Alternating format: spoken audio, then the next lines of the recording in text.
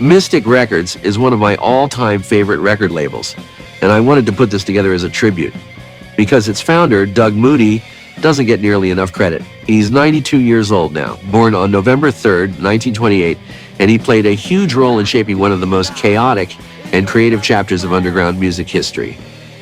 In the late 1970s, as punk rock was exploding on both coasts of the United States, a British-born producer named Doug Moody quietly laid the groundwork for what would become one of the most prolific and unconventional labels in Southern California's punk scene, Mystic Records.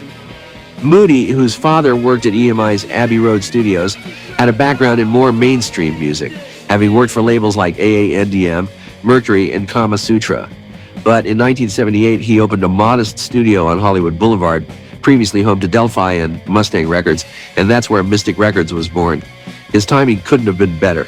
Hardcore punk was gaining serious momentum in the U.S., and Mystic quickly became known for putting out some of the rawest, fastest, and most uncompromising music around. Between 1982 and 1990, Mystic released over 200 records, cranking them out at a relentless pace. The label introduced the world to a wide range of punk, speed metal, and crossover bands. Some of the more well-known names include NoFX, RKL, Ill Repute, Battalion of Saints, Dr. No, Suicidal Tendencies, and Bad Religion. Most of these bands were teenagers from suburban SoCal, drawn to Moody's open-door policy and his willingness to press records quickly and affordably. Mystic was constantly experimenting.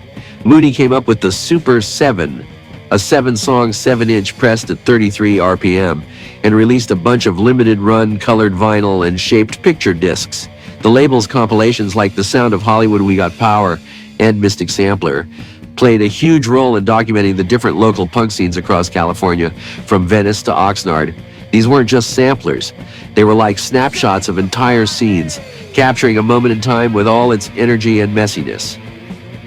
One of the most lasting contributions Moody made was coining the term Nardcore to describe the tight-knit punk community coming out of Oxnard.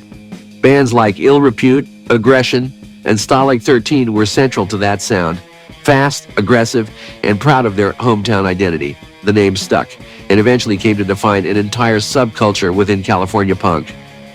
Moody's use of the term in Mystic's packaging and promotion helped to give Oxnard's scene a distinct identity that's still recognized today. Mystic Records operated with a true DIY mindset. Instead of depending on major distribution or promotion, Moody handled it himself through MD Distributing. He also partnered with punk zines, offering records in exchange for ad space. It was a barter system that perfectly fit the punk world. Grassroots, scrappy, and community-driven. That said, Mystic's legacy isn't without controversy. Some former collaborators have called Moody out for not providing royalties or clear contracts, but others argue that he gave a lot of young bands their first real shot: free studio time, vinyl to sell on tour, and a physical release in an underground world that was still figuring itself out.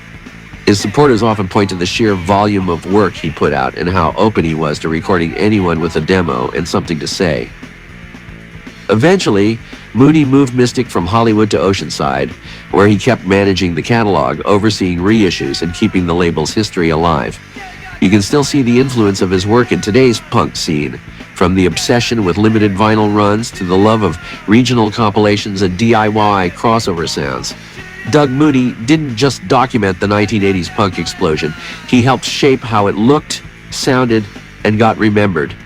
Mystic Records, with all its chaos and rough edges, reflected the spirit of the bands it championed and left a permanent mark on punk history.